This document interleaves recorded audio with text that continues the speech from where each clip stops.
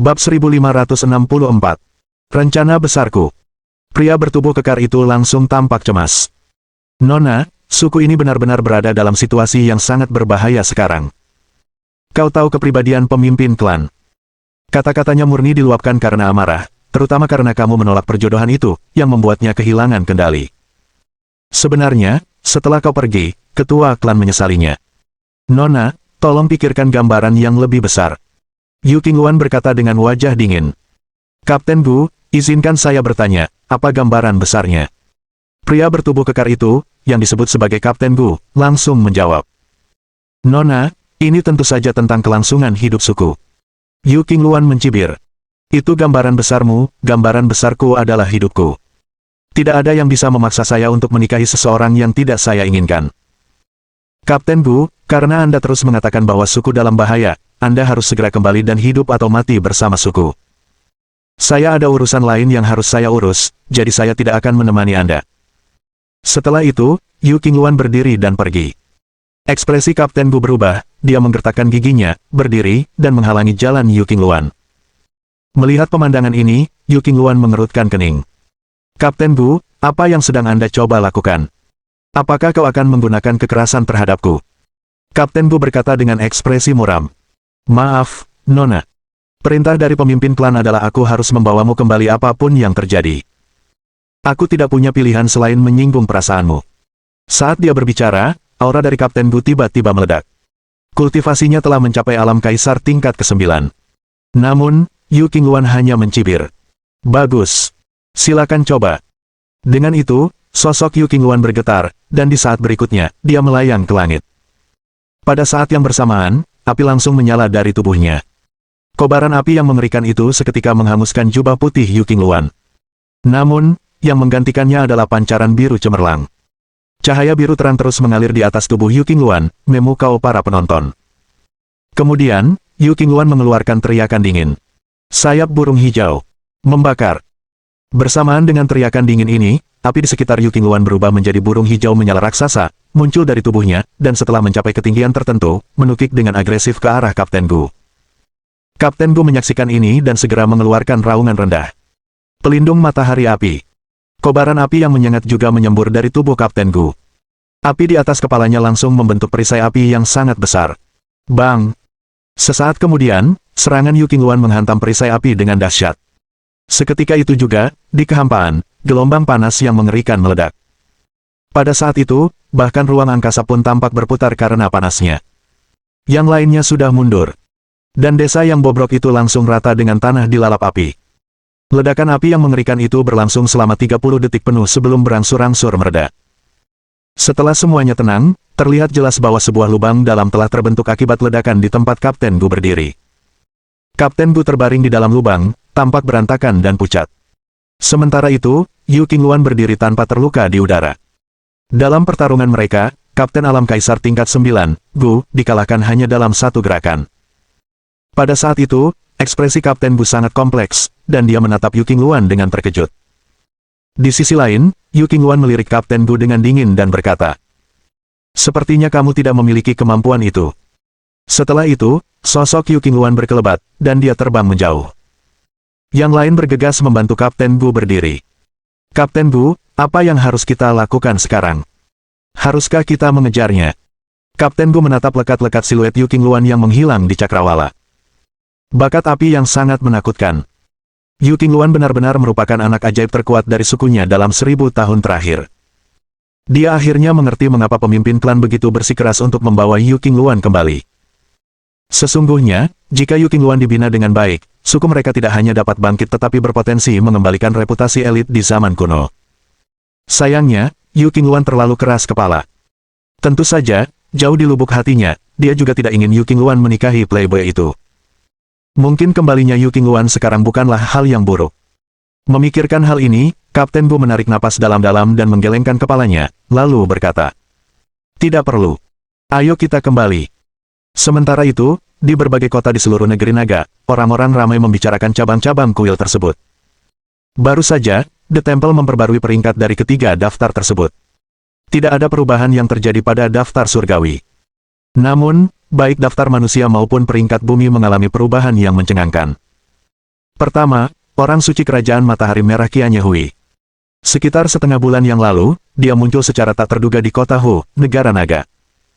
Setelah beberapa pertempuran, dia membuat dampak sensasional, naik ke peringkat kedua dalam daftar manusia. Setelah itu, dia terdiam selama setengah bulan. Baru kemarin, pembaruan mendadak pada peringkat kuil mengungkapkan bahwa Qianye Hui secara mengesankan masuk ke peringkat bumi, berada di posisi ke-58. Berikutnya adalah Xia Houyun. Konon, di ibu kota, Xia Houyun menantang seorang ahli alam leluhur, dengan hasil yang tidak diketahui. Namun, segera setelah itu, peringkat Xia Houyun diperbarui oleh kuil, dan ia masuk ke peringkat bumi di urutan ke-50. Lalu, ada Chu Longshan. Tidak ada yang tahu apa yang dilakukan Chu Longshan, tetapi kuil tiba-tiba menempatkannya di peringkat bumi, di urutan ke-51, tepat di belakang Xia Houyun. Melihat peringkat ini, banyak yang berspekulasi apakah Chu Longshan juga menantang seorang ahli alam leluhur. Tentu saja, sangat mengejutkan melihat para talenta muda ini menembus peringkat dunia. Namun, karena individu-individu ini pernah menjadi jenius terkemuka dalam daftar manusia, hal itu tampak berlebihan tetapi masih dapat diterima. Namun, kemunculan tiba-tiba nama baru di peringkat bumi menimbulkan kehebohan yang signifikan. Yu Qingluan. Peringkat ke-45 dalam peringkat bumi. Nama ini belum pernah muncul di daftar manusia sebelumnya. Namun, penampilan pertamanya langsung menempatkannya di peringkat bumi, melampaui Xia Houyun dan para jenius muda papan atas lainnya. Untuk beberapa waktu, di sekitar cabang-cabang kuil di berbagai kota, terjadi banyak diskusi tentang Yu Qingluan. Berbagai pihak berwenang mulai menyelidiki latar belakangnya. Bab 1565. Perubahan drastis di keluarga Zhang. Pada saat yang sama, keluarga Zhang. Setelah seharian, Zhou Yu akhirnya menempuh perjalanan sejauh 1000 mil melintasi Gunung Tubai dan kembali ke keluarga Zhang. Namun, ketika dia tiba di luar rumah keluarga Zhang, ekspresinya langsung berubah. Tak lama kemudian, niat membunuh yang kuat terpancar dari tubuh Zhou Yu. Karena, sebelum dia, rumah keluarga Zhang telah sepenuhnya hancur menjadi reruntuhan. Semua bangunan sebelumnya telah hancur lebur. Apa yang telah terjadi? Mungkinkah Mo Xiaoxing tidak berhasil menghentikan ketua paviliun obat iblis, dan mereka semua? Zhou Yu tidak berani berpikir lebih jauh. Dengan mata memerah, dia segera melepaskan kekuatan roh primordial, menyelimuti seluruh reruntuhan keluarga Zhang dan kemudian mulai melakukan pencarian secara menyeluruh. Namun setelah mencari, ekspresi Zhou Yu berubah menjadi bingung. Di seluruh reruntuhan keluarga Zhang, tidak ditemukan satu pun mayat. Apa yang sedang terjadi? Pada saat itu, tiba-tiba, kilatan terang muncul di mata Zhou Yu, dan sedetik kemudian, sosoknya langsung menghilang dari tempat itu. Tak lama kemudian, Zhou Yu tiba di gunung belakang milik keluarga Zhang. Di sini, Zhou Yu menemukan tempat yang aneh. Itu adalah penghalang yang sangat tersembunyi. Zhou Yu dengan mudah membukanya. Di balik penghalang itu, sesosok hantu melayang keluar. Saudari! Mata Zhou Yu berbinar, dan dia buru-buru berseru. Hantu ini adalah proyeksi roh primordial yang ditinggalkan oleh Mo Xiaoxing. Saat ini, wajah Mo Xiaoxing agak pucat, dan auranya sedikit lesu, sepertinya dia telah mengalami luka yang cukup parah. Setelah melihat kondisi Mo Xiaoxing saat ini, ekspresi Zhou Yu berubah. Saudari, apakah kamu baik-baik saja? Mo Xiaoxing menggelengkan kepalanya dan berkata, Aku baik-baik saja, hanya saja. Aku tidak menyangka orang itu, ketua paviliun pengobatan iblis, akan menjadi sekuat itu dengan begitu cepat.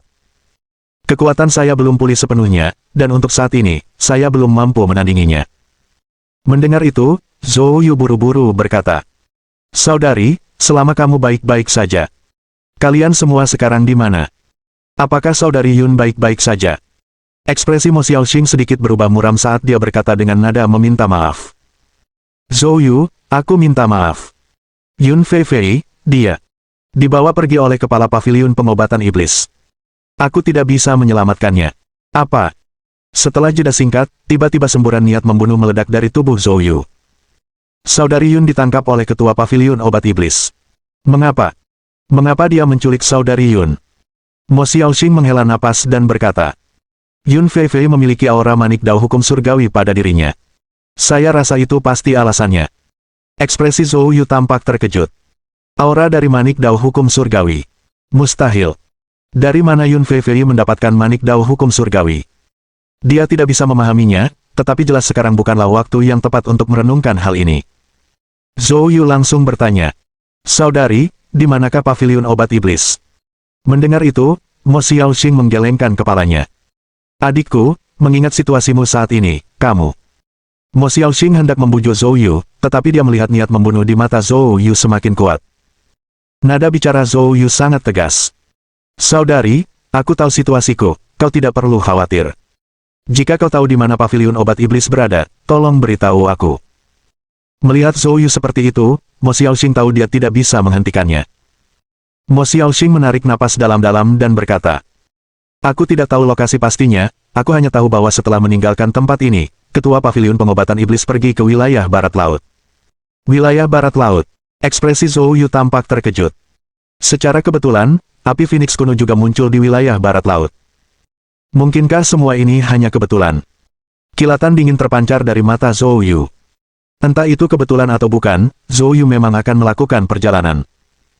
Selain itu, Yun Feifei diculik, nasibnya tidak diketahui. Dia harus segera berangkat. Zhou Yu segera menatap Mo Xiaoxing. Saudari, aku mengerti. Jaga dirimu baik-baik, aku pergi sekarang. Tolong jaga Luo Luo. Mo Xiaoxing mengangguk tak berdaya.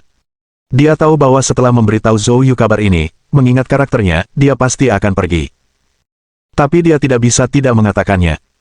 Jika dia menyembunyikan penculikan Yun Feifei, dan sesuatu terjadi padanya di masa depan, Mo Xiaoxing tidak akan tahu bagaimana menghadapi Zhou Yu. Jadi, setelah banyak ragu-ragu, Mo Xiaoxing tetap memilih untuk memberitahu Zhou Yu. Seperti yang diharapkan, tindakan Zhou Yu sesuai dengan apa yang dia antisipasi. Saat itu, dia tidak bisa menghentikannya dan hanya bisa memberi nasihat. Zhou Yu mengangguk lalu berbalik untuk pergi. Sepanjang perjalanan, Zhou Yu melangkah di udara, langsung menuju bandara di Kota Hitam. Untuk mencapai wilayah barat laut, Zhou Yu perlu menempuh jarak hampir 5.000 km. Saat ini, dengan kultivasi jalur pemurnian Qi-nya yang disegel, dia tidak bisa melakukan perjalanan jarak jauh melalui udara, jadi dia harus menggunakan pesawat terbang. Karena dia belum pernah menginjakkan kaki di wilayah barat laut sebelumnya, dia tidak tahu apapun tentang daerah itu. Dalam perjalanan, Zhou Yu menghubungi Xiao Che, ingin menanyakan situasi di sana. Melalui telepon, Xiao Che menghela napas dan berkata, akhir-akhir ini, situasi di wilayah barat laut telah berubah dengan sangat cepat.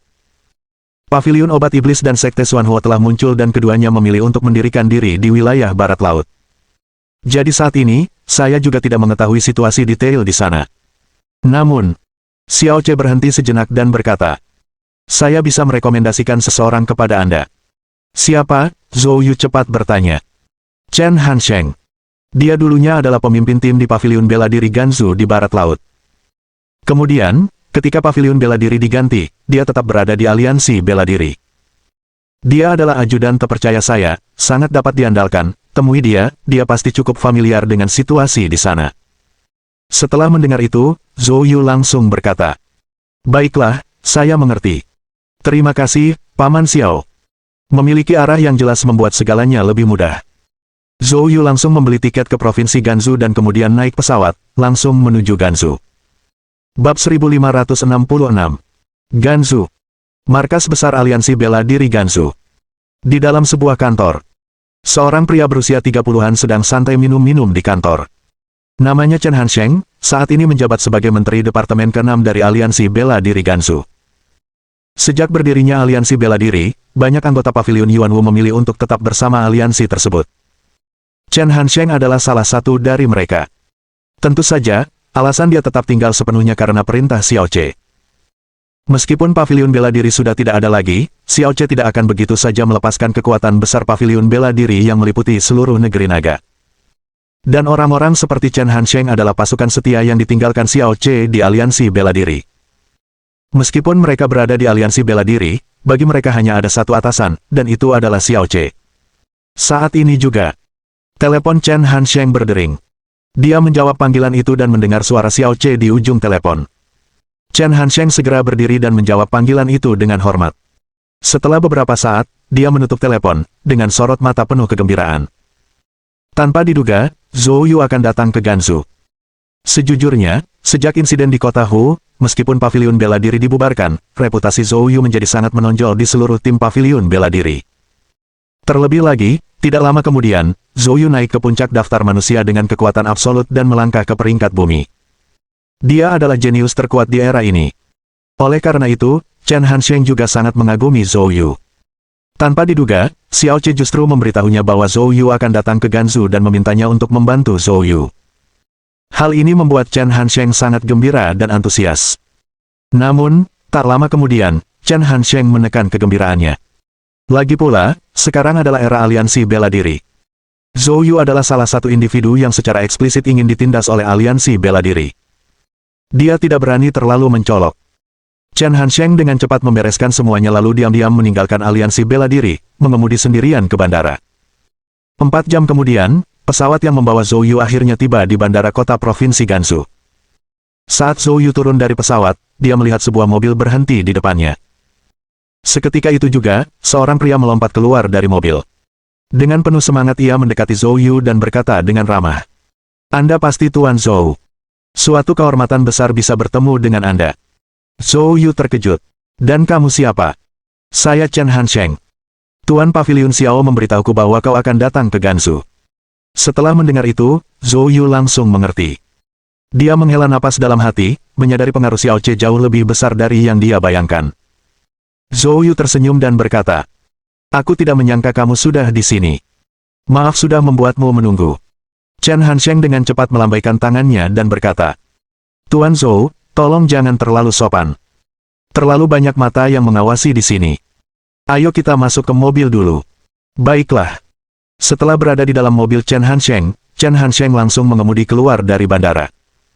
Di perjalanan, Chen Hansheng bertanya, "Tuan Zhou, Anda pasti memiliki urusan penting yang akan Anda hadiri di Gansu kali ini. Katakan saja, dan saya akan memastikan semuanya terlaksana." Zhou Yu tertawa kecil. "Kalau begitu, aku tidak akan bertele-tele. Kali ini di Gansu, saya terutama ingin mempelajari tentang Paviliun Obat Iblis." Begitu mendengar kata-kata Paviliun Obat Iblis, ekspresi Chen Hansheng membeku, wajahnya sedikit berubah. "Paviliun Obat Iblis. Tuan Zhou, apakah Anda berencana untuk?" Zhou Yu berkata dengan suara berat. "Kepala Paviliun Pengobatan Iblis telah menangkap wanitaku. Aku harus menyelamatkannya." Wajah Chen Hansheng langsung berubah jelek. Dia tidak pernah menyangka Zhou Yu akan langsung menyebutkan tokoh papan atas seperti ketua Paviliun Obat Iblis. Itu adalah kekuatan tingkat alam leluhur yang luar biasa. Sekuat apapun Zhou Yu, dia baru berada di tingkat awal alam kaisar saat ini.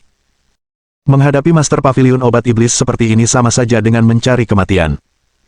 Awalnya berencana untuk sepenuhnya jujur, Chen Hansheng tiba-tiba mendapati dirinya gagap. "Tuan Zhou, ini, saya. Aku tetap menyarankanmu untuk tidak bertindak impulsif. Kemunculan besar Paviliun Obat Iblis ke dunia kali ini telah menunjukkan kekuatan mereka yang sangat dahsyat, tak tertandingi oleh kekuatan manapun di negara naga, kecuali mungkin Laut Raja Langit. Mengapa tidak mengambil pandangan jangka panjang terhadap masalah ini? Terlebih lagi, bukan hanya Paviliun Obat Iblis yang berada di wilayah barat laut sekarang, tetapi juga Sekte Xuanhuo. Kedua faksi tersebut diam-diam bekerja sama. Bahkan Raja Langit Laut mungkin akan kesulitan untuk menghadapi mereka berdua." Mendengar itu, Zhou Yu hanya tersenyum tipis. "Ketua Tim Chen, saya kurang lebih mengetahui situasi ini. Tenang saja, karena saya sudah datang, saya sudah siap. Kau hanya perlu menceritakan sebanyak mungkin tentang Paviliun Obat Iblis." Meskipun Zhou Yu mengatakan demikian, Chen Hansheng masih merasa sedikit gugup. Ini bukan masalah sepele. Bagaimana jika sesuatu terjadi pada Zhou Yu di Gansu, bagaimana dia bisa menjelaskannya kepada Xiao Che? Chen Hansheng tidak yakin harus berkata apa. Dia ragu sejenak dan berkata, "Bagaimana kalau begini, Tuan Zhou, izinkan saya berkonsultasi dengan Ketua Paviliun Xiao terlebih dahulu, lalu."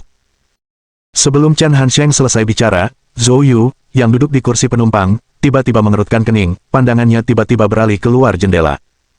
Saat itu, mobil tersebut sedang melaju di jalan pinggiran kota. Sekitar 7 atau 8 kilometer ke utara jalan, terdapat daerah perbukitan yang luas. Dan pada saat itu, di atas perbukitan yang bergelombang, muncul fluktuasi ki sejati yang menakjubkan. Jelas sekali, para ahli sedang berdebat di sana. Indra ilahi Zhou Yu segera menyelidiki, dan sesaat kemudian, ekspresi terkejut muncul di matanya. Kemudian, Zhou Yu berkata, "Ketua Tim Chen, tunggu sebentar." Setelah mengatakan itu, sosok Zhou Yu berkelebat, langsung terbang keluar dari jendela mobil, dengan cepat menuju ke sumber pertempuran. Mohon dukungan dari omom ante-ante sekalian, buat subscribe atau sharekan novel Mimin ke Facebook kalian, agar channel Mimin bisa terus berkembang. Dengan begitu, Mimin bisa lebih semangat untuk up novel seru lain ke depannya. Buat teman-teman yang sudah subscribe dan sharekan novel Mimin, Mimin ucapkan terima kasih sebanyak-banyaknya. Sekiranya teman-teman menghadapi masalah video diputar dalam bahasa Inggris, coba tukar kepada bahasa Indonesia original melalui cara ini. Semasa mendengarkan, pencet tombol setting di atas kanan video, pilih audio track dan tukar bahasa.